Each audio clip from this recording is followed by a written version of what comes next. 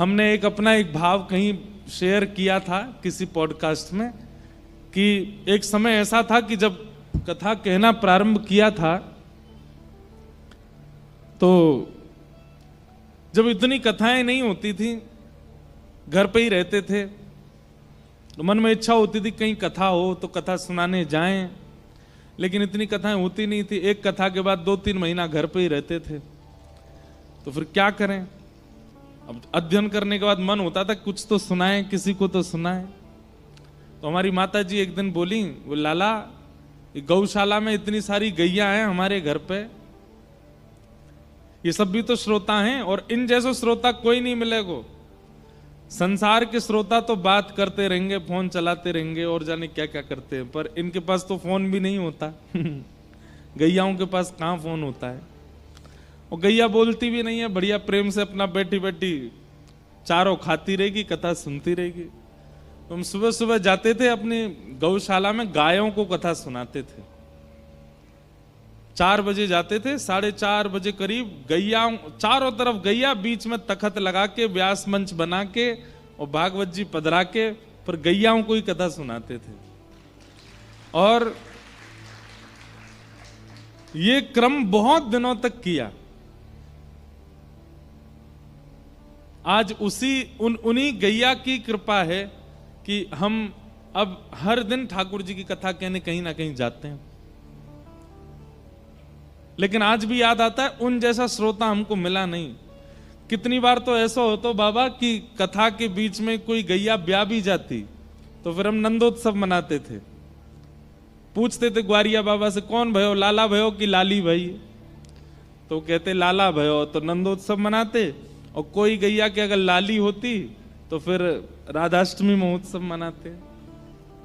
और राधाष्टमी महोत्सव, अब जैसे यहां नंदोत्सव होता है तो चॉकलेट फेंकते हैं, टॉफी लुटाते हैं सबको। तो गैयान के बीच में क्या करें, तो गुड़ लेके आते थे छोटे छोटे। तो नंदोत्सव के दिन गुड़ के लड्डू, छोटे छोटे गुड़, और या फिर दलिया बनवाते, दलिया बनवा फिर गैयाओं का उत्सव करते थे। बहुत आनंद आता था। तो गैया, हम एक बात स्पष्ट रूप से कथा में कहते हैं कि जिस व्यक्ति को गौ से घृणा है, या चलो गौ से घृणा नहीं है, लेकिन गौ गोबर से, गौ मूत्र से या गाय के पास जाने में डर लगता है, समझ लियो जाकू गैया से घृणा, गैया से डर लगे, ठाकुर जी को वहां से डर लगे। ठाकुर जी को गैया से डर ना लगे। ठाकुर जी तो गैया के नीचे बैठ जाएं, गोबर उठा लें, मुख में थन लेके पीन लग जाएं। श्रीमद् भागवत में अगर सबसे ज्यादा प्रेम ठाकुर जी ने किसी से किया है तो वो गौ से किया है। ये इस बात का प्रमाण है कि अगर आपका प्रेम गौ से है तो ठाकुर जी का प्रेम आपसे है। लेकिन आपका प्रेम यदि गौ से नहीं है, आप खूब नाम जप करते हैं, तिलक लगाते हैं, कंठी पहनते हैं, एकादशी व्रत करते हैं, लेकिन गैया देखते ही आपको डर लगने लगता है, दूर दूर रहते हो, या फिर गौ गोबर गौ मूत्र से नाक बंद कर लेते हो, तो आप जब एकादशी करते हैं ठाकुर जी भी नाक बंद कर लेते हैं। बोले मेरी गैया के गोबर ते और गौ मूत्र से या को घृणा, या तो मोह घृणा है। गैया लगे अति प्यारी, जग पालन हारी, गैया लगे। ठाकुर जी को बहुत प्यारी लगती है गैया। लेकिन हम एक बात कहना चाहते हैं भैया, भक्ति केवल नाम जप में ही नहीं होती है, भक्ति केवल परिक्रमा से नहीं होती, भक्ति केवल हवन आदि यज्ञ करनों से नहीं होती है। हमारे इष्ट को जो प्रिय है उसकी रक्षा भी भक्ति है। आज हमने वृंदावन में, गोवर्धन में, 84 कोस ब्रजमंडल में वृक्षों को नष्ट कर दिया। हमारे बिहारी जी कितने दुखी होते होंगे। जिन कुंजन के नीचे ठाकुर जी ने पूरे ब्रजवासीन के संग लीला करी, उन कुंजों को हमने नष्ट कर दिया। लोग उसको भक्ति नहीं समझते। वृक्षों की रक्षा करना, वनस्पतियों की रक्षा करना, निकुंज कुंजों की रक्षा करना, ये भी भक्ति है। दूसरी, सब लोग इधर देखो, इधर देखो, ये काम की बातें हैं, इनको ध्यान से सुनिए आप। यमुना जी, हमने ठाकुर जी की हर प्रिय वस्तु को नष्ट कर दिया और हम चाहते हैं कि हमारे भजन से ठाकुर जी प्रसन्न हो जाएं।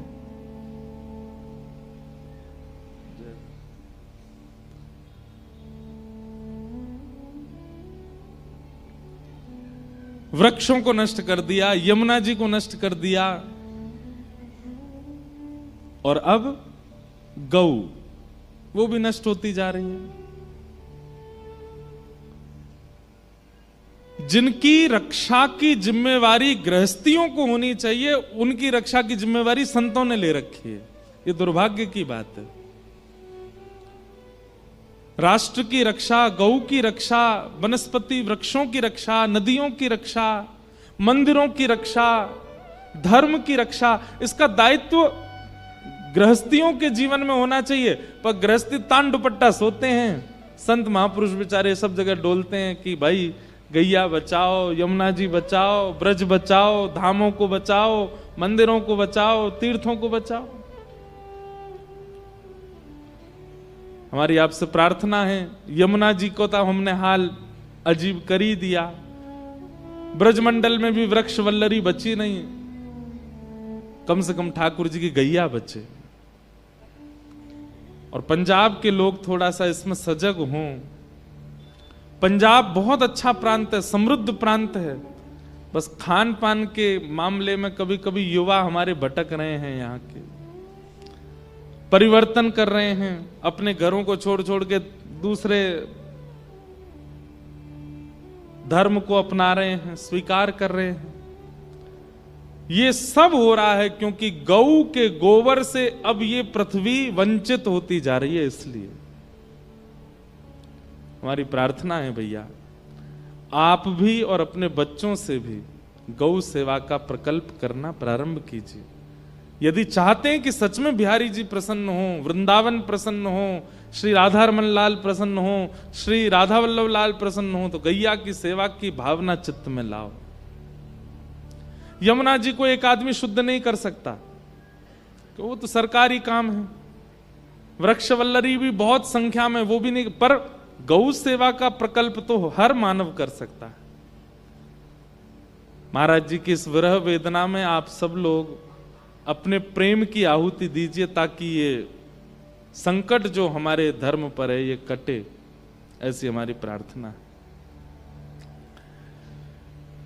आज प्रथम दिवस है कथा का। कथा का समय वैसे रोज 7 बजे से है, पर हम चाहेंगे कि आप लोग 6 बजे ही आ जाएं, ताकि 7 बजे हम कथा प्रारंभ कर दें। हम 7 बजे कथा प्रारंभ कर देंगे तो 10 बजे, अब देखो रात में कथा करने का हमारा अभ्यास कम है, हम तो दिन में कथा करने वाले हैं, पर पंजाब के लोगों की तो बातें निराली है, रात में कथा सुनते हैं। 7 बजे जलंधर में कथा हुई थी, 8 बजे से 12 बजे तक होती थी रात में। अब हमारे गिरधर लाल जी बेचारे वो प्रतीक्षा करते हैं 10 बजे यहाँ कथा पूरी करेंगे, फिर जाके उनको शयन कराएंगे। तो इसलिए हमारी भावना ऐसी है कि हम ठाकुर जी को शयन करा करके ही कथा में आया करेंगे। 7 बजे से कथा का प्रारंभ कल से नित्य हो, और आप सब लोग 6 बजे ही आकर के अपना अपना स्थान ग्रहण कर लें, तो उससे और आनंद और सेवा हमारी ठीक से हो जाएगी ठाकुर जी की। आइए कथा के महात्म्य में प्रवेश करते हैं। बोलो वृंदावन बिहारी लाल की।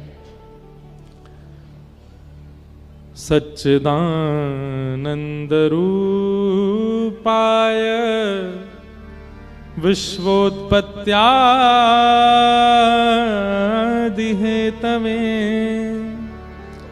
तापत्रय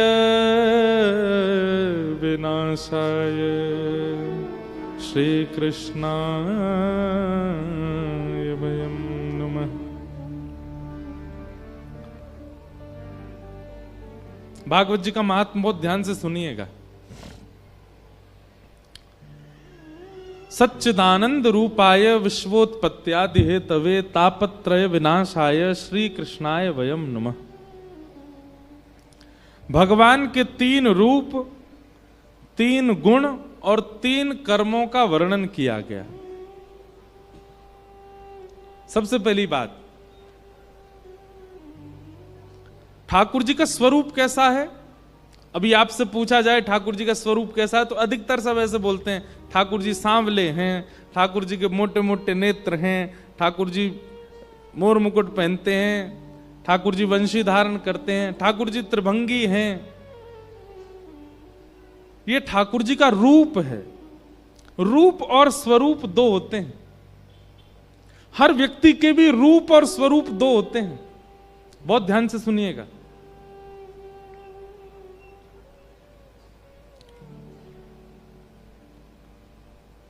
सबके लिए जो हम लोग धारण करते हैं वो स्वरूप है, और अपनों के लिए जो हम धारण करते हैं वो रूप है। समझ रहे हैं हमारी बात?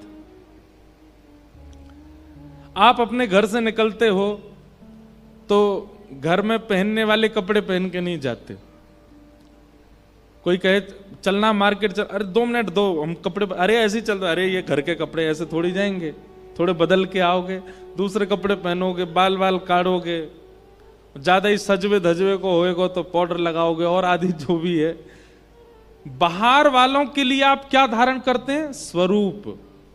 वो आपका वास्तविक नहीं होता, वो बनावटी होता है। और अपनों के लिए आप वास्तविक होते हो। अपनों के लिए तो बाल भी बिखरे होते हैं, अपनों के लिए फटी हुई शर्ट भी पहन लोगे, अपनों के आगे तो लेट भी जाओगे, पाम भी ऊपर कर लोगे, सब कर लोगे। ऐसे ही ठाकुर जी के भी रूप और स्वरूप दो हैं।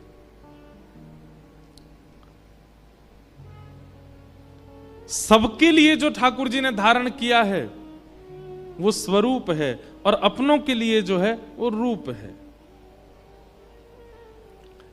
कहीं पर ठाकुर जी ऐसे खड़े हैं, कहीं पर ठाकुर जी ऐसे खड़े हैं, कहीं पर शेषनाग पर पौड़े हैं।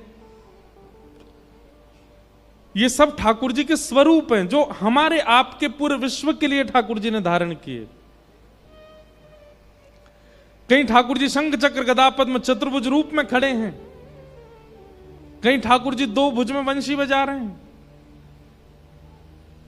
ऐसे ऐसे सुंदर मंदिर हैं। दक्षिण भारत में ठाकुर जी के श्री गुरुवायूर मंदिर है, वहां ठाकुर जी दोनों एक हाथ कमर पर और एक हाथ ऐसे हाथ में डलिया लिए जाने, ऐसा कोई स्वरूप है। उडुपी श्री कृष्ण हैं। सब जगह अलग अलग स्वरूप हैं ठाकुर जी के। पंढरपुर में जाएंगे महाराष्ट्र में, वहां ठाकुर जी दोनों कटी पर हाथ धर के विट्ठल बन के खड़े हैं। वही वृंदावन चले जाओ तो ठाकुर जी वंशी बजा रहे हैं। आप सबके घर में जाके देखें तो नवनीत प्रिया हाथ में मक्खन लिए ठाकुर जी लड्डू गोपाल हैं। ये ठाकुर जी का रूप नहीं है, ये क्या है? स्वरूप है। बहुत सावधानी से सुनिएगा। मेरा और आपका कर्तव्य क्या है?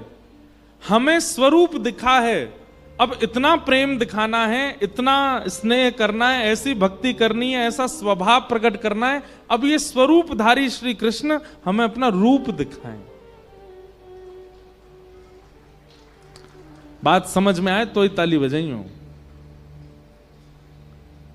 जैसे मेहमान पहले दिन घर आता है तो सुबह सुबह जल्दी उठ जाएगा 6 बजे। घर के सब लोग बोलेंगे आप इतनी जल्दी उठ कर? नहीं, मैं तो ऐसे ही उठता हूं, 6 बजे ही उठ जाता हूं। चाय पियेंगे? हाँ, शक्कर कम डालना चाय। और भाई कितना बढ़िया मेहमान हमारा, कम शक्कर की चाय पीता है। एक पराठा ले लिया, एक और? नहीं नहीं, मैं एक में ही बहुत हूं। लेकिन जैसे जैसे मेहमान के दिन बढ़ते जाते हैं घर में, 6 बजे से 7 बजे उठने लगे, 7 बजे से 8 बजे उठने लगे, पता चली 12 बजे उठ के आए ऊपर से। क्यों? जब अत्यंत सामीप्य होने लगता है, जब अत्यंत प्रेम होने लगता है, जब थोड़ी घनिष्ठता होने लगती है, तो व्यक्ति अपने बनावटी रूप को त्यागने लगता, फिर वो एक्चुअल रूप में आने लगता है। फिर वो जैसा है वैसा आपके सामने प्रकट करने में बिल्कुल लज्जा नहीं करता। आपने परोसा था 2 पराठा, वो जबरदस्ती एक और बना दो, हमको भूख लग रही है। जब नया नया आया था तब तो एक में ही काम चल रहा था, लेकिन अब प्रेम ज्यादा हो गया, इसलिए अब कह करके मांगा जा रहा है। ठाकुर जी हमारे घर आए हैं, 10 साल से सेवा हम कर रहे हैं, ऐसे ही बैठे हैं ठाकुर जी। इसका मतलब क्या है? अभी हमने ऐसा अवसर ही नहीं दिया कि ठाकुर जी घनिष्ठता अनुभव करके कुछ याचना करें।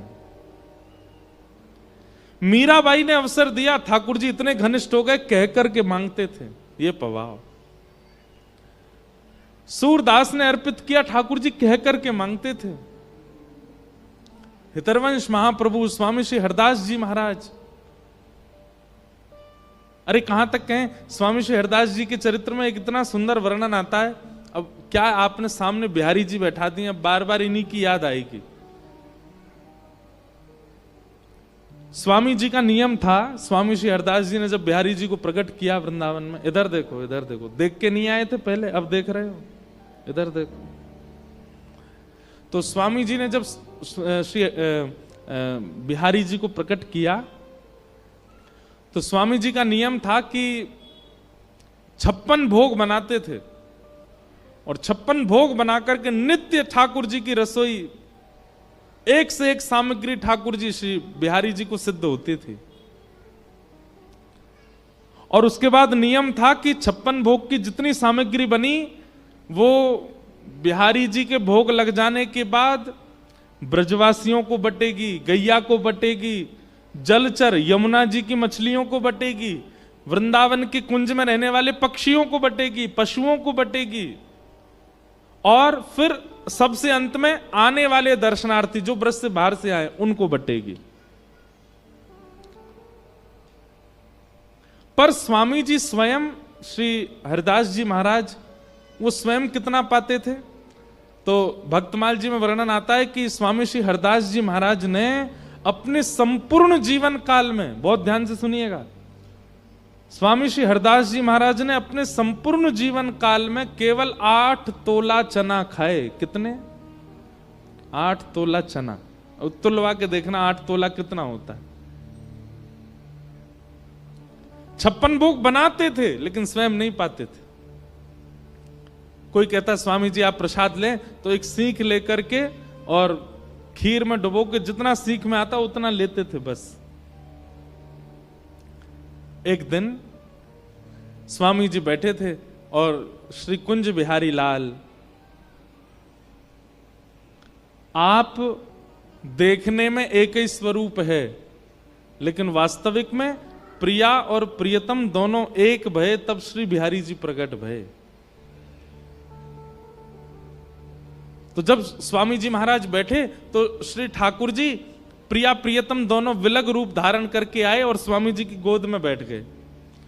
तो स्वामी श्री हरदास जी बोले, आज आप दोनों इतने शांत काय को, चलो लीला करो, नेक नृत्य करो, नेक निकुंज में भ्रमण करो। तो किशोरी जी और ठाकुर जी दोनों बोले, स्वामी जी हम दोनों के मन में बड़ी पीड़ा है। स्वामी जी बोले, काय बात की पीड़ा? बोले, आप हमारी सेवा करो, हमारी आरती करो, हमारो शयन करो, हमें इतना आनंद कराओ, 56 भोग हमें पवाओ, लेकिन आप स्वयं भिक्षा पामे और भिक्षा में भी केवल कछु चना ही खामे, हमें ये देख करके बहुत कष्ट होवे। वो चने भी जो खाते थे स्वामी जी, वो भी अपने नहीं, कोई भिक्षा लेकर के आता था उसको पाते थे। ठाकुर जी बोले, हमें बड़ो कष्ट होवे, आप केवल थोड़े से चने खाते हो, इतना 56 भोग बनता, थोड़ा पा लिया करो आप भी। स्वामी जी बोले, जय जय, प्रसाद तो प्रसाद है, लेकिन मोए अपनी जीभ पे भरोसा ना है, और मोए अपनी नहीं, संसार के किसी भी व्यक्ति को अपनी जीभ पे भरोसा नहीं होना चाहिए। मोए बस ये भय लगे, आप सब ब्रजभाषा समझ रहे हैं ना? समझ रहे हैं ना? स्वामी जी बोले, मोए बस ये भय लगे कि कहीं मेरी जीव में प्रसाद पावे के बाद व्यंजन का सुख ना आ जाए, प्रसाद का सुख ना भूल जाऊं मैं।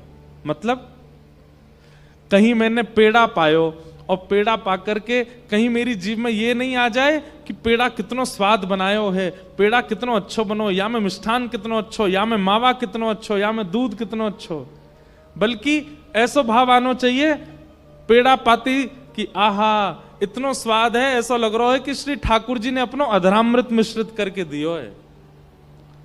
आप यदि इस प्रकार से भोग नहीं पाते हैं तो भोग पाने में भी अपराध माना जाता है। बहुत सावधानी से सुनिएगा।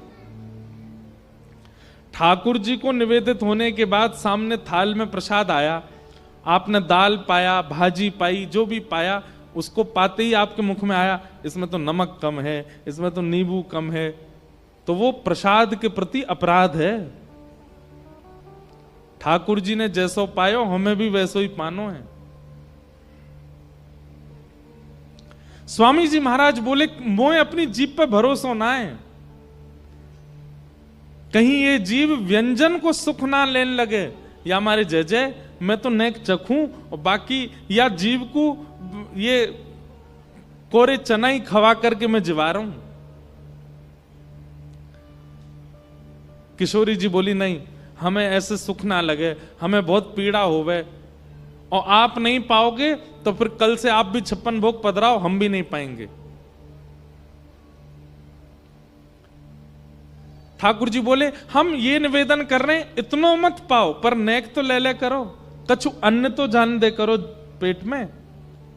स्वामी जी बड़े उदास है, बोले दोनों प्रिया प्रियतम इतनी प्रार्थना कर रहे हैं और इतनी मनोहार कर रहे हैं और मैं नहीं मानूं, ऐसा कैसे, ऐसा ये तो मेरे प्राण धन है, मेरे जीवन धन है, इनकी आज्ञा के आगे मैं अपनी इच्छा कैसे रख सकूं। स्वामी जी बोले ठीक है, कल से मैं अन्न पाऊंगा।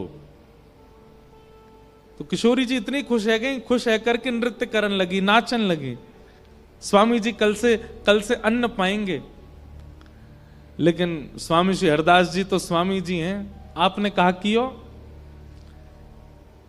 राजपुर के एक वैष्णव के यहाँ आटे की भिक्षा लेके आए, आटे की भिक्षा मंगाई और सूखो आटो, सूखे आटे में नेक यमुना जल मिला के वाकू माड़ करके बाकी छोटी सी बाटी बनाई और वो बाटी सेक करके बाटी तैयार रह गई। और बिहारी जी के सामने गए और स्वामी जी बोले देखो जय जय मैं अन्न पा रहा हूं।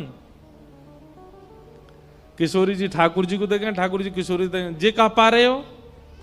बोले ये बाटी है, आटे में यमुना जल मिला के मैंने बाटी बनाई है, नेक्सी से यह पाऊंगो।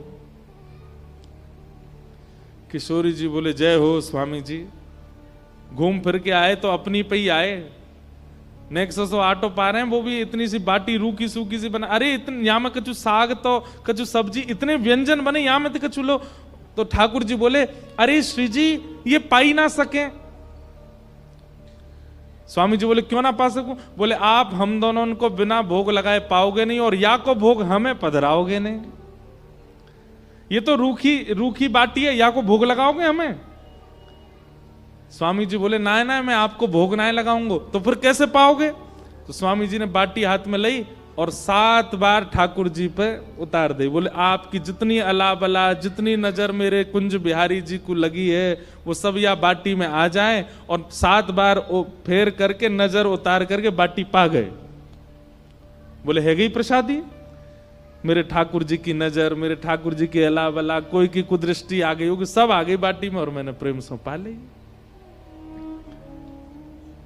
ऐसा अनुभव हमें क्यों नहीं होता? क्योंकि हमारे सामने ठाकुर जी स्वरूप धारण करके बैठते हैं, रूप नहीं।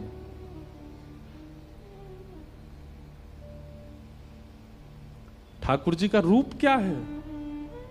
सच्चिदानंद रूपाय, सत्य, चैतन्य और आनंद। बिहारी जी भले ही त्रिभंग लली हैं, परंतु ये स्वरूप का रूप क्या है? सत्य सबसे पहला।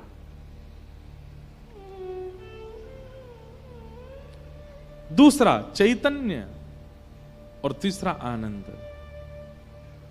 सच्चिदानंद रूपाय। उस भावना के बगैर यदि आप ठाकुर जी का अनुभव करने जाएंगे तो आपको स्वरूप ही दिखेगा, रूप नहीं दिखेगा।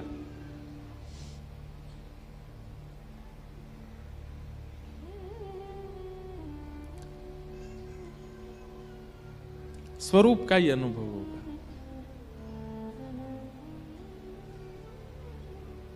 ठाकुर जी के प्रति सबसे पहले सत्य की भावना।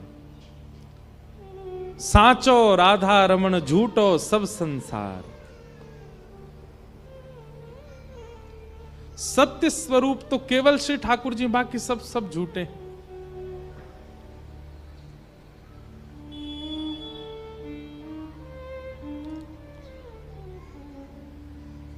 श्रीमन नारायण नारायण नारायण, श्रीमन नारायण नारायण नारायण, भजमन नारायण नारायण नारायण, भजमन नारायण नारायण नारायण, श्रीमन नारायण नारायण नारायण, श्रीमन नारायण नारायण नारायण,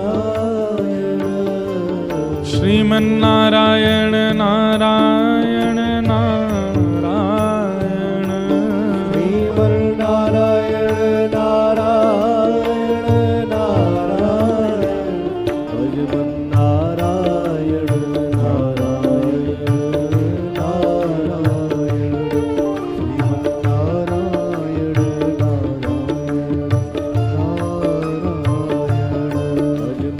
नारायण नारायण नारायण, भजमन नारायण नारायण।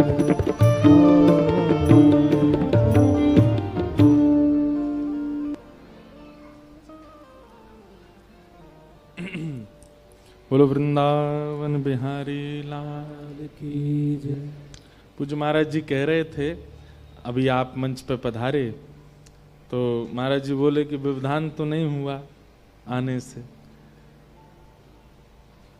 वास्तव में तो कथा के मध्य में अगर कोई विषय वार्ता करे, अगर कोई प्रमाद डाले तो वो व्यवधान है, परंतु यदि कथा के बीच में कोई हरिजन आवे, हरि के जना पधारे, हरि को भजवे वारे आवे, तो यही मानना चाहिए कि कथा में साक्षात हरि ही आए हैं, उसमें व्यवधान नहीं। महाराज जी को बारंबार प्रणाम। तो हम निवेदन कर रहे थे कि स्वरूप तो है, अब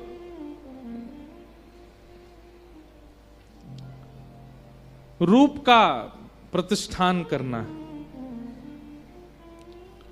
परम पूजनीय प्रातस्मरणीय महामंडलेश्वर पूज्य श्री आशुतोषानंद गिरि जी महाराज काशी से आज आप सबके मध्य में पधारे हैं।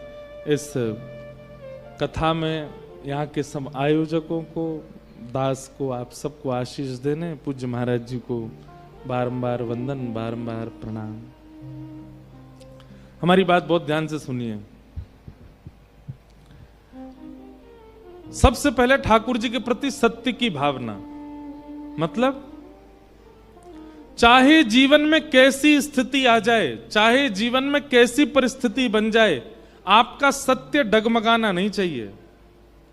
वो विश्वास जो ठाकुर जी के प्रति एक बार आपका बना, वो सदा बना रहना चाहिए। होता क्या है कि जीवन में घटने वाली घटनाएं, जीवन में होने वाले कुछ उथल पुथल, उनसे हमारा सबसे पहले विश्वास ठाकुर जी से दूर हो जाता है। बिन विश्वास भगति नहीं। जैसे मानव जीवित कब माना जाता है? जब उसकी श्वास हो। ऐसे ही भक्ति जागृत कब मानी जाती है? जब उसमें विश्वास हो। आपका विश्वास जैसे ही टूटता है, भक्ति वहीं विश्राम हो जाती है। इसलिए ठाकुर जी के प्रति सत्य का विश्वास कि ये सत्य है, मेरे जीवन में जो होगा, मेरे भविष्य में जो होगा, मुझे विश्वास है ठाकुर जी सब आनंद कराएंगे। और उसके बाद चाहे पैर टूट जाए, लेकिन ठाकुर जी के प्रति अविश्वास ना हो, यह ठाकुर जी का सत्य स्वरूप है। ठाकुर जी का दूसरा स्वरूप क्या है? चैतन्य। कई लोग कहते हैं हमें सेवा सिखा दीजिए, हमें सेवा के बारे में बताइए, हमें ठाकुर जी की सेवा कैसे करनी चाहिए इसके बारे में थोड़ा बताओ। मां को बताना नहीं पड़ता कि बालक को लालन पालन कैसे करना, भले ही 4 माताएं आके उसको बताती जरूर है ऐसा करो ऐसा करो, पर मां बालक का लालन अपने आप कर लेती है। उसके पीछे सबसे पहला कारण क्या है, वो उसे अपना मानती है, और दूसरा कारण क्या है, वो उसको चैतन्य मानती है। चैतन्य मतलब, चैतन्य किसको कहते हैं? ठाकुर जी का दूसरा स्वरूप है चैतन्य।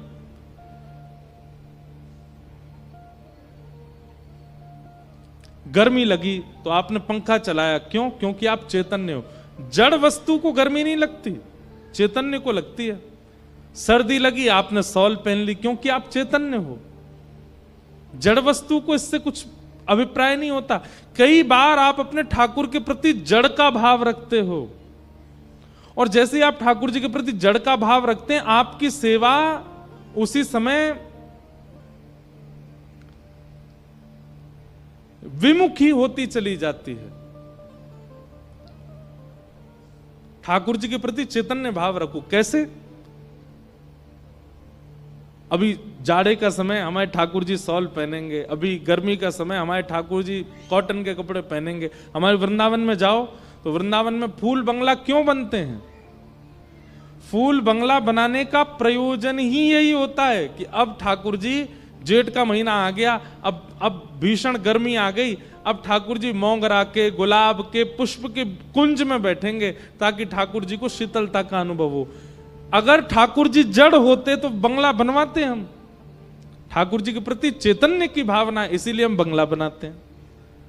ठाकुर जी के प्रति चैतन्य की भावना, इसीलिए 56 भोग धराते हैं। ठाकुर जी के प्रति चैतन्य की भावना, इसीलिए सामने सेज सजा के ठाकुर जी को उस पर सुलाते हैं, जगाते हैं, सब सेवा करते हैं। सेवा तभी सिद्ध होगी जब ठाकुर जी के प्रति चैतन्य की भावना रखोगे।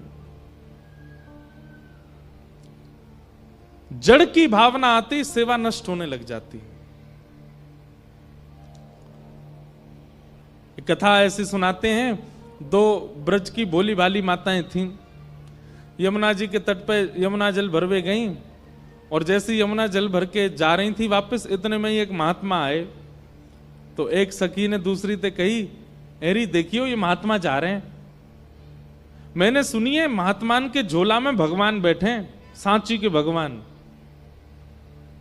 तो दूसरी बोली, रुक जा अभी देख लें। बोले कैसे देखेंगे, महात्मा दिखावे ना आए। तो दोनों खड़ी खड़ी आपस में बात कर रही। इतने में ही महात्मा अपना झोला रख के, वस्त्र आदि उतार के यमुना जल स्नान करने के लिए जैसी गए, तो सखी बोली, अरे चल महात्मा तो स्नान कर रहा हो, या कि ठाकुर जी को देख के हमें कैसे हैं। और दौड़ करके दोनों गई, और जैसे झोला खोल करके भीतर से निकालो तो एक डिब्बा निकलो, और डिब्बा जैसे ही खोलो तो वहां में लड्डू गोपाल बैठे, ऐसे जैसे लड्डू गोपाल हूं मैं। इतनी भोली वो सखी बोली, अरे बहन देखियो तो, या निष्ठुर बाबा ने नेक से डिब्बा में ठाकुर जी बंद कर दिए। ठाकुर जी के हाथ पांव टेढ़े मेढ़े है गए जी, हाथ ऐसो है गो, पाम ऐसे पीछे को है गए। हमने तो खड़े खड़े ठाकुर जी देखे हैं, लेकिन या बाबा ने ऐसे डिब्बा में बंद किए, ठाकुर जी के हाथ पांव टेढ़े है गए। अरे तेरे पास मक्खन धरो है ना, निकाल के दे, मैं ठाकुर जी की मालिश कर दूं। और मक्खन लेकर के ठाकुर जी के ऐसे, लड्डू गोपाल ठाकुर जी के हाथ सीधे कर रही है। अरे ठाकुर जी हाथ अकड़ गए आपके, सीधे कर लो। अरे लाल जी सीधे कर लो, पाम सीधे कर लो, मालिश कर रही है। अब उसके अंदर ये भावना नहीं है कि ठाकुर जी जड़ है, उसके अंदर ये भावना नहीं है कि ठाकुर जी अष्ट धातु के हैं, कि पीतल के हैं, कि सोने के हैं, कि चांदी के। उसके लिए ये भावना है ठाकुर जी चैतन्य हैं। जिस भाव से वो ठाकुर जी के हाथ और पैरों में मक्खन लगा रही थी, ठाकुर जी के हाथ पांव दोनों सीधे हो गए, और ठाकुर जी लड्डू गोपाल खड़े हो गए। और जैसे ही लड्डू गोपाल खड़े भये, देखिए अब बढ़िया लग रहे हैं ना, खड़े है गए। इतने में ही बाबा स्नान करके उन्होंने अपने झोला की ओर देखा और चिल्लाए, महाराज अरे रुको, क्या कर रही हो, क्या निकाल रही हो। दोनों तुरंत ठाकुर जी को धर के वहां से भाग गए। बाबा ने करके आए, देखा झोला पूरा बिखरा पड़ा, सब सामान बाहर निकले, ठाकुर जी का डिब्बा आधा खुला पड़ा है और धरा है। बाबा ने धीरे धीरे सब सामान धरे, ठाकुर जी का डिब्बा उठा के जैसे बंद करने लगे वो बंद ही नहीं हो गए। महात्मा बोले क्या हो गया, क्या धरा अंदर?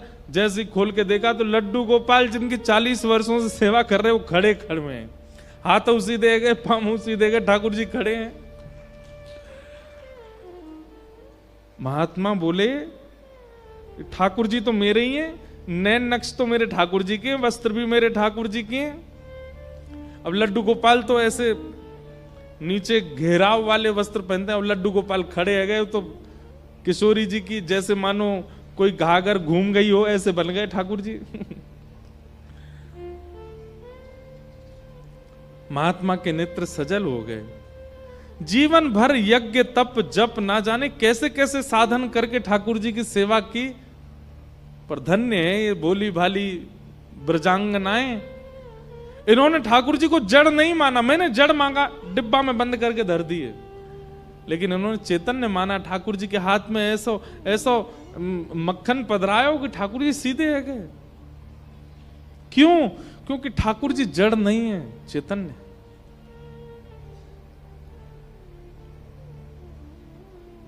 उनके प्रति जड़ की भावना यदि आप रखेंगे तो फिर ठाकुर जी भी जड़वत व्यवहार ही करेंगे। जड़ नहीं, वो चैतन्य है। सबसे पहला ठाकुर जी सत्य हैं, दूसरी ठाकुर जी चैतन्य हैं, और तीसरा यदि सत्य और चैतन्य इन दो रूपों को भली भांति आपने ठाकुर जी का मान लिया तो तीसरा रूप आपको नहीं देखना, ठाकुर जी दिखाएंगे। और तीसरा रूप क्या है? आनंद। तीसरा रूप है ठाकुर जी का आनंद।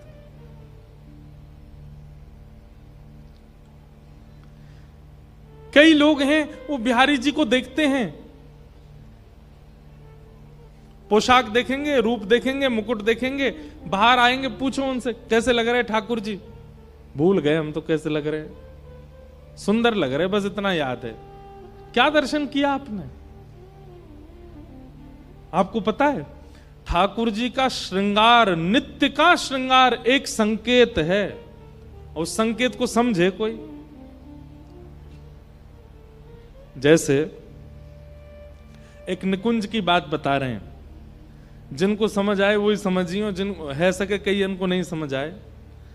ठाकुर जी का श्रृंगार संकेत है, और किसको संकेत है?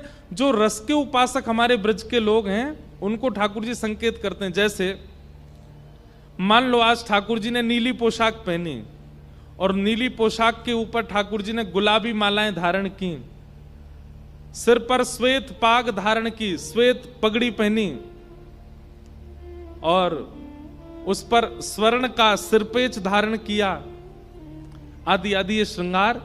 थोड़ा सा संकेत समझ लो। तो इससे अब ठाकुर जी संकेत क्या कर रहे हैं? बोले आज मैं कहां हूं? तो नीली पोशाक से ठाकुर जी बता रहे हैं हम सरोवर के तट पर हैं, किसी सरोवर के पास हैं वृंदावन में। उसके ऊपर गुलाब की माला पहन के ठाकुर जी संकेत कर रहे हैं वह सरोवर पर हैं जहां गुलाब खिले हैं, जहां कमल खिले हैं, जहां गुलाब के वृक्ष हों, उस सरोवर पर हैं। फिर दूसरा संकेत क्या करें? श्वेत पाग पहनी है, श्वेत पगड़ी पहनी है। तो श्वेत पगड़ी से ठाकुर जी ये संकेत कर रहे हैं दिन में नहीं है, रात्रि में जब चंद्रमा प्रकट होगा तब है वहां पे। उस पर स्वर्ण के स्वर पे सिरपेच आदि बांध करके, स्वर्ण का वर्ण कैसा होता है? अग्नि का सा वर्ण होता है,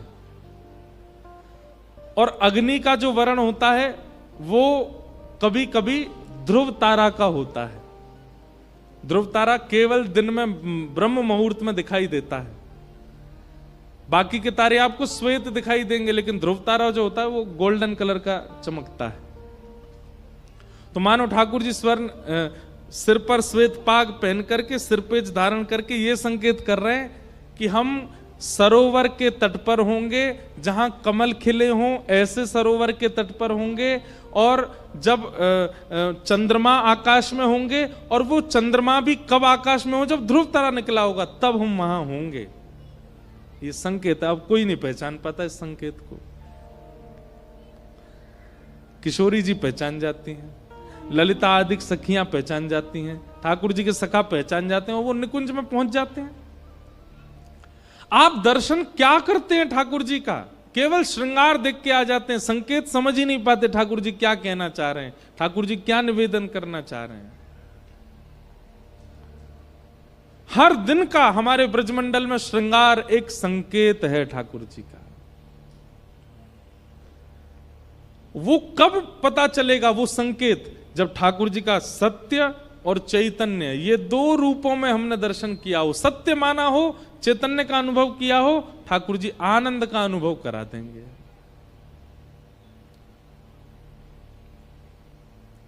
हमारे यहां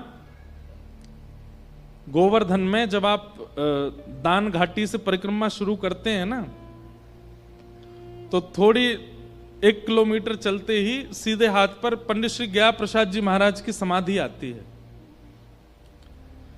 तो पंडित श्री गया प्रसाद जी महाराज जो थे वो ब्रजवासियों में, संतों में तो बहुत निष्ठा रखते थे, लेकिन रासलीला होती है ना, तो रासलीला में जब बालक कृष्ण बन के आता है, सब लोग उसके पांव छूते थे। तो पंडित जी महाराज कहते, अरे भैया जब बालक ही तो है, तुम तो भगवान मान के या की पूजा करो, भगवान मान के या के पांव पूजो। तो ब्रज के लोग बोले महाराज वो बालक होएगा, लेकिन मुकुट पहनने के बाद वो ठाकुर जी है जाए। तो पंडित जी महाराज बोले, भैया तुम्हारी भावना है पर मोह विश्वास ना है, मेरे काजे तो वो बालक ही है। अनेक संतों ने कहा, बोले नहीं पंडित जी महाराज, बालक जैसे ही मुकुट पहन ले वो पर भगवान है, आप एक बार विश्वास करके तो देखो। तो पंडित जी महाराज आज रासलीला में बैठे थे, पंडित श्री गया प्रसाद जी महाराज, और मंच पर जैसे ही ठाकुर जी आए, छोटे से बालक कृष्ण बनकर के आए, रासलीला कर रहे थे, नाच रहे थे। तो पंडित जी महाराज दूर बैठे बैठे सोचने लगे, अगर ये सच में भगवान हैं तो ये अमरूद लेंगे और अमरूद खा करके अपना झूठा अमरूद मेरे पास आके मेरे मुंह में अपने हाथ से खिलाएं तो मैं मान जाऊंगा ये भगवान है। पंडित जी महाराज बैठे थे, रासलीला चल रही थी, और नाचते नाचते नाचते ऐसे दर्शनार्थियों में से कोई लोग सामग्री लाते हैं, तो एक टेबल पे खूब सारे फल, मिष्ठान, गुलाब जामुन, रसगुल्ला सब ऐसे धरे थे लोगों ने। नृत्य करते करते जाने क्या आया आवेश, जो ठाकुर जी बालक बना था वो कूद करके नीचे गए और उसमें से फलों में से अमरूद निकाला, और अमरूद निकाल करके खाया, और खा करके इतनी जनता में पंडित जी महाराज को देखा, और पंडित जी महाराज को देख के दौड़ करके गए और पंडित जी की गोद में कह के बोले, बाबा मुंह खोलो, लो अमरूद खाओ। पंडित जी महाराज ने जैसे ही इस लीला का अनुभव किया, 3 दिन के लिए मूर्छा में चले गए। 3 दिन तक मूर्छा टूटी नहीं उनकी, विश्वास प्रगाढ़ हो गया। भैया हमको ठाकुर जी में, हमको साक्षात मंदिर के भगवान में ठाकुर जी का अनुभव नहीं होता, हम बालकों में क्या करेंगे? क्यों? क्योंकि सत्य और चैतन्य की भावना हमारे भीतर कम है। इसलिए मंदिर के ठाकुर जी हमको ठाकुर जी दिखते हैं, उनसे हम मांगते हैं, वो हमें दे देते हैं, हम चले जाते हैं, बस यहीं तक सीमित हैं हम। इससे अतीत आनंद हमको कभी अनुभव ही नहीं हुआ। उस दिन के बाद से पंडित श्री गया प्रसाद जी महाराज का नियम हो गया, रासलीला में कोई भी बालक मुकुट पहन के आता, या कोई भी छोटा छोटा बालक तिलक कर ले, श्रृंगार कर ले, तो पंडित जी महाराज दंडवती करते, बोले ना जाने कौन से रूप में ठाकुर जी डोल रहे हैं भैया ब्रज में, सबको वंदन करते। सबसे पहला ठाकुर जी को सत्य मानो, दूसरा ठाकुर जी के प्रति चैतन्य की भावना रखो। सत्य और चैतन्य की भावना आप रखो, आनंद ठाकुर जी कराएंगे। यही है सच्चिदानंद रूपाय।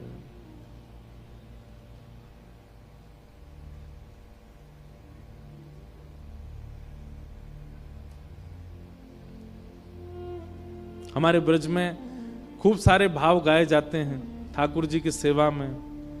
संकीर्तन भजन संध्या आदि होती है, उनमें खूब एक एक भाव गाते हैं ठाकुर जी के लिए।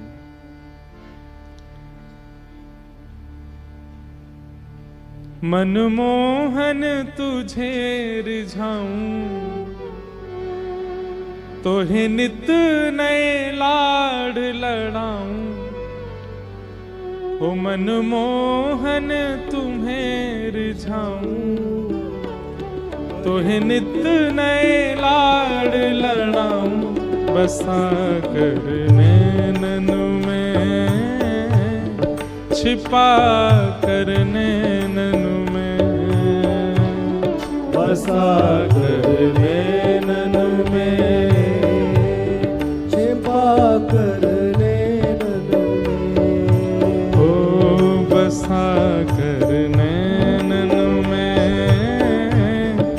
छिपा कर नैनन में, बसा कर नैनन में, छिपा कर नैनन में। मनमोहन तुम्हें रिझाऊं, ओ मनमोहन तुझे रिझाऊं।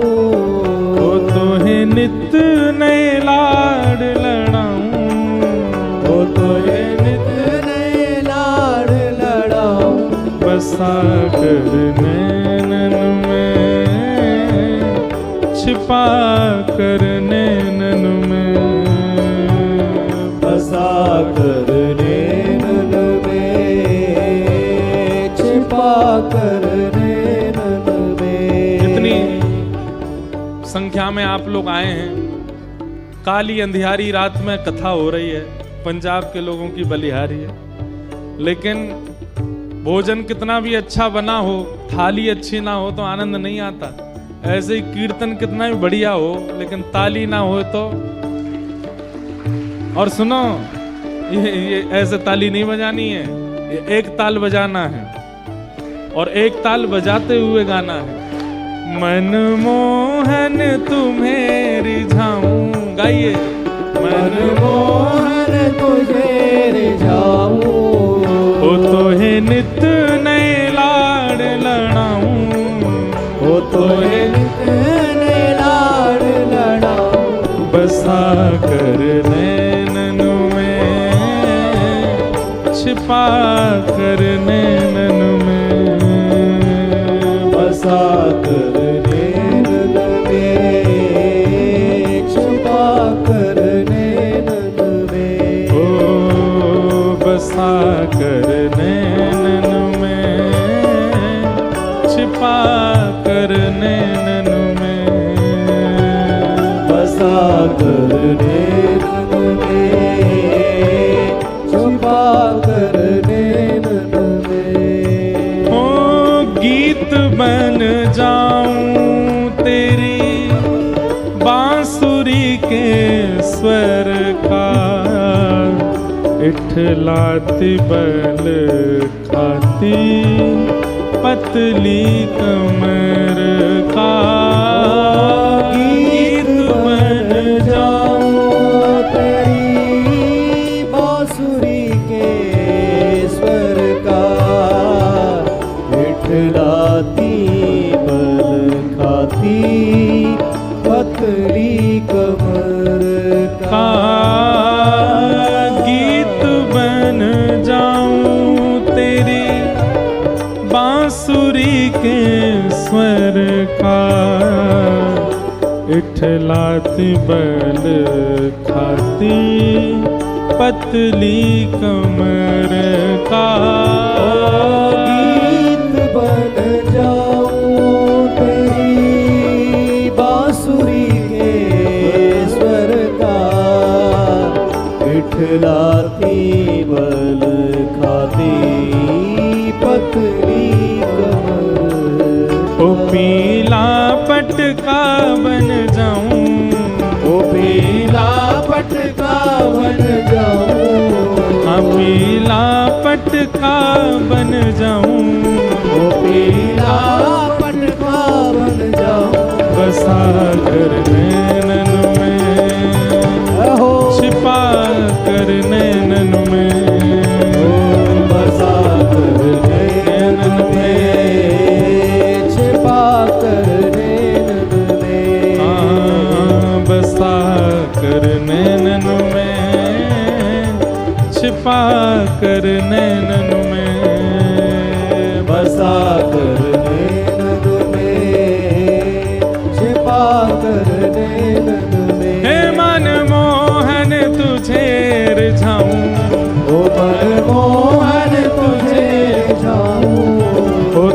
नित नए लाड लड़ाऊं, वो तो है नित नए लाड लड़ाऊं, बसा कर नैनन में, छिपा कर नैनन में, बसा कर नैनन में, छिपा कर। श्री राधा रमण लाल की।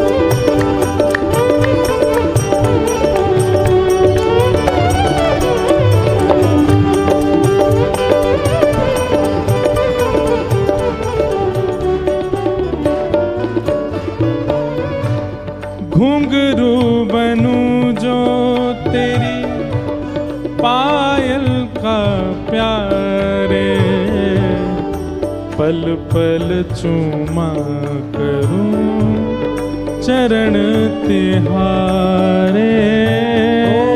घुंघरू बनूं जो तेरी पायल का प्यारे, पल पल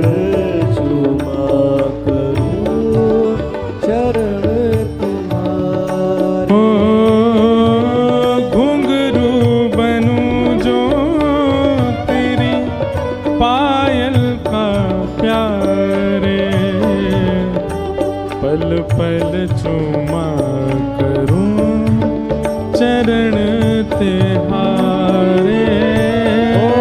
घुंघरू बनूं जो तेरी पायल का प्यारे, पल पल चूमा करूं चरण तिहारे।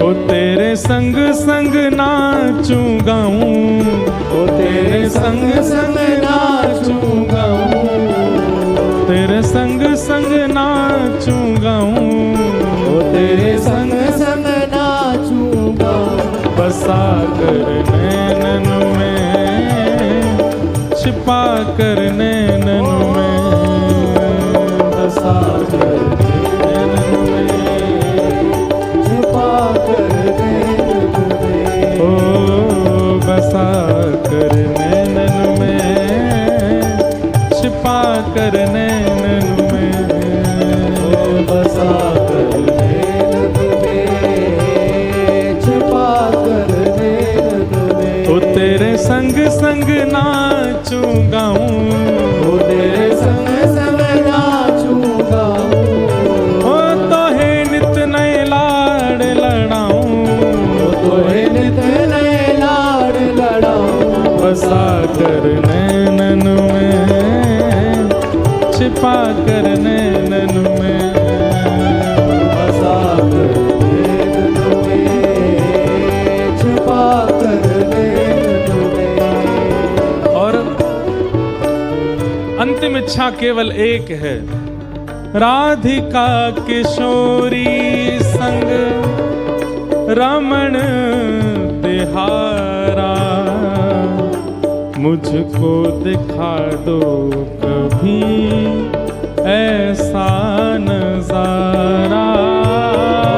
राधिका किशोरी संग रमण तिहारा, मुझको दिखा दो कभी ऐसा नजारा। राधिका किशोरी संग रमण तिहारा, मुझको दिखा दो कभी ऐसा नजारा। राधिका किशोरी संग रमण तिहारा, मुझको दिखा दो कभी ऐसा और नजारा। जीवन भर कथा श्रवण की, नाम जप किया, वृंदावन यात्रा की, गोवर्धन परिक्रमा की। हे ठाकुर जी, इन सब के बदले कोई पुण्य की कामना नहीं है। इन सब के बदले कामना केवल यही है कि बस हमारी अंतिम श्वास में आप हमको दिख जाओ, आपका दर्शन हमको हो जाए। और किशोरी जी के साथ जब रमण करते हुए आपका दर्शन हमको हो, फिर चाहे मैं मर जाऊं, फिर चाहे मैं मर जाऊं, फिर चाहे मैं मर जाऊं, फिर चाहे मैं मर जाऊं, बसा कर नैनन में, छिपा कर नैनन में, बसा कर नैनन में, छुपा कर नैनन में, ओ बसा कर नैनन में, छिपा कर नैनन में, बसा कर नैनन में, छुपा कर नैनन में। हे मनमोहन तुम्हें रिझाऊं, मनमोहन तुम्हें रिझाऊं, हे तोहे नित नए लाड़ लड़ाऊं, तोहे नित नए लाड़ लड़ाऊं, बसा कर नैनन में, छिपा कर नैनन में, बसा कर नैनन में, छुपा कर नैनन में।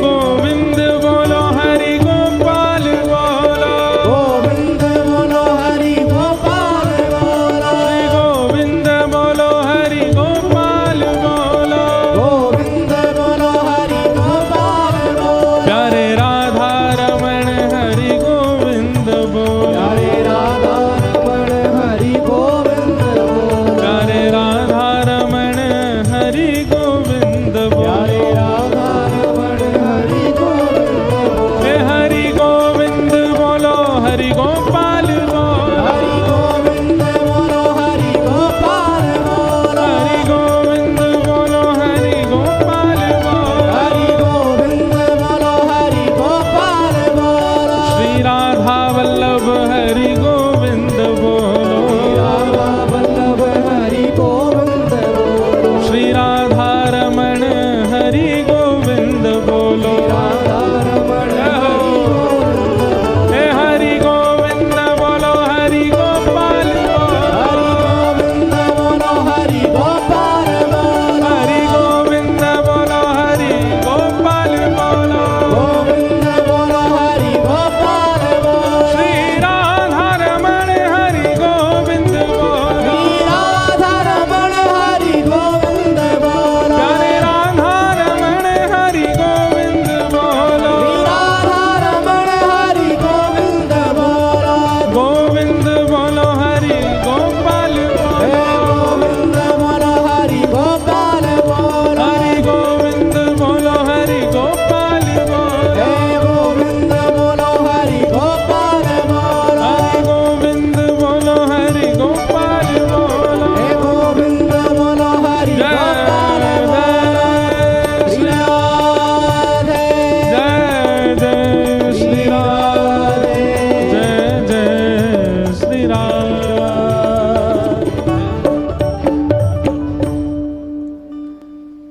ऐसा अनुभव कि कभी ठाकुर जी के साथ नृत्य का अनुभव हो, कभी ठाकुर जी हमारे हाथ से प्रसाद पा रहे हो, ठाकुर जी हमारी सेवा से प्रसन्न होकर कुछ कह रहे हो, ये तभी हो सकता है जब उनको उनके स्वरूप को रूप में परिवर्तित किया जाए। और स्वरूप को रूप में परिवर्तित करने के लिए आपको सत्य और चैतन्य, ये दो स्थिति अपने मन में रखनी पड़ेगी ठाकुर जी के लिए। पहला, इतना अटूट विश्वास कि जो हो रहा है सब अच्छा ही होगा, कोई गड़बड़ नहीं, हमें ठाकुर जी पे विश्वास है, सब मंगल करेंगे, ये सत्य है, ये परम सत्य है। और दूसरा, ये चैतन्य है, ये पाषाण नहीं है, ये धातु नहीं है, ये मूर्ति नहीं है, ये चैतन्य है, ये भावना। इस प्रकार सच्चिदानंद रूपाय विश्वोत्पत्त्यादि हेतवे तापत्रय विनाशाय श्री कृष्णाय वयं नुमः। ऐसे श्री कृष्ण को हम बारंबार प्रणाम करते हैं। महात्मा का प्रारंभ होता है बंधुओं कि 88,000 सौनकादि ऋषि नैमिषारण्य में मानव कल्याण के लिए यज्ञ कर रहे थे।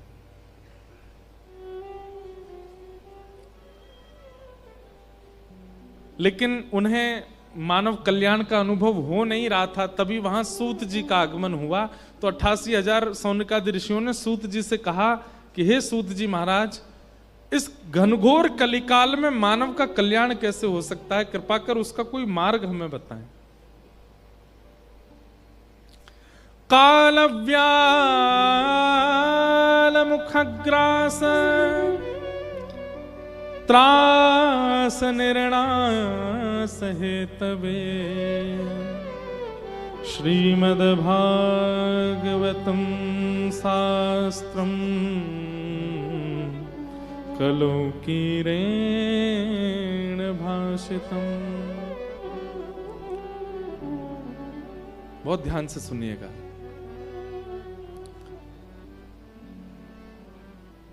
मानव के कल्याण में सबसे बड़ी बाधा है मृत्यु का भय।